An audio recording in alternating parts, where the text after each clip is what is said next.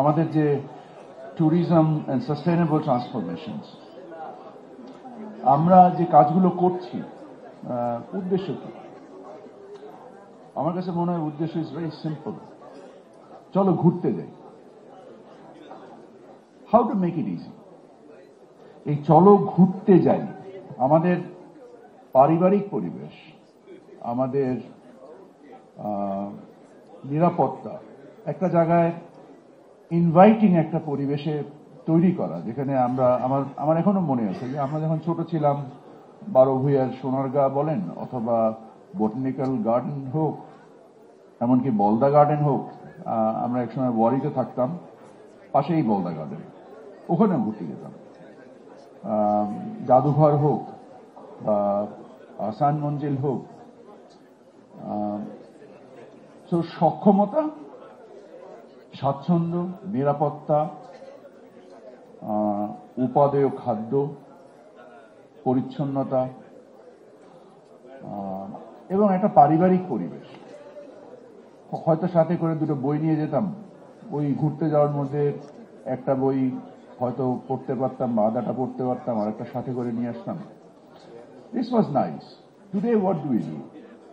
The way মানে আমাদের পারিবারিক পরিবেশ যেভাবে ট্রান্সফর্ম করেছে, সামাজিক গণমাধ্যম, সোশ্যাল মিডিয়া অথবা টেলিফিল্ম সিরিজ অথবা বড়জোর ফুড পান্ডার খাবারের অর্ডার দেওয়া, এইভাবে আমাদের জীবনটা ট্রান্সফর্ম করেছে। আমাদের জীবনের আমাদের যে পারিবারিক শান্তি আমরা চাই এবং যে আনন্দ আমরা চাই, একত্রে মিলে ঘুরতে যাওয়া, একত্রে মিলে আনন্দ করা, পারিবারিক পরিবেশে বন্ধু বান্ধব সবাই সহ সুন্দরবনে ঘুরতে গেলাম, এই আনন্দকে সহায়ক এবং উপযোগী করার জন্য আমরা কি করতে পারি? এটা একটা সামগ্রিকতার মধ্যে দিয়ে আসবে। এই সামগ্রিকতা তৈরি করাটাই হচ্ছে রাষ্ট্র এবং পরিবার প্রধানের কাজ। তো আমার মনে হয় যে আমরা যদি ওই দায়বোধ থেকে আমাদের কার্যক্রমগুলো গ্রহণ করি,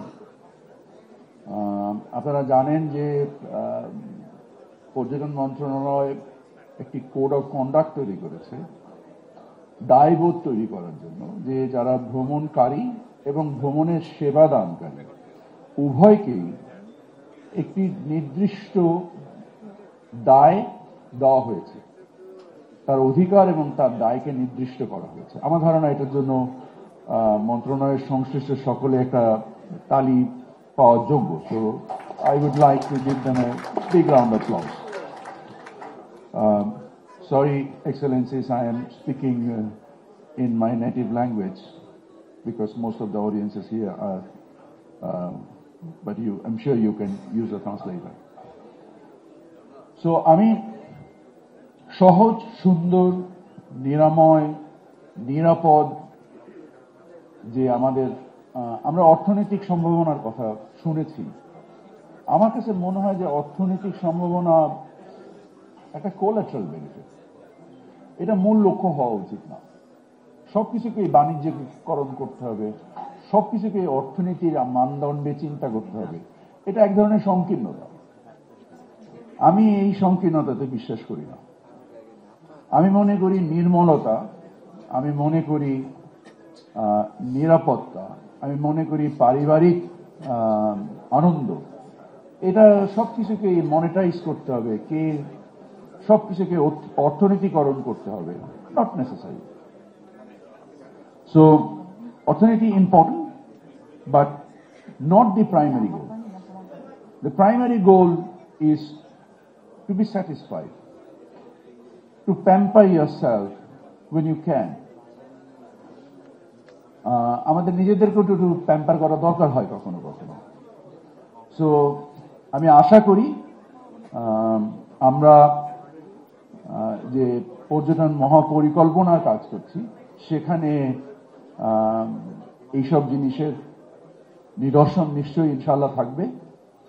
এবং যে কথাটা আমি মনে করছি যে এই চলো ঘুরতে যাই, এই জিনিসটাকে আমরা কতটুকু সহজ করতে পারি, কতটুকু আনন্দময় করতে পারি, কতটুকু নিরাপদ করতে পারি, সেই উদ্দেশ্যে সকলে এখানে যারা অংশীজনরা আজ এসেছেন, আমরাও তাদের সাথে আরো বেশি আলোচনা করব,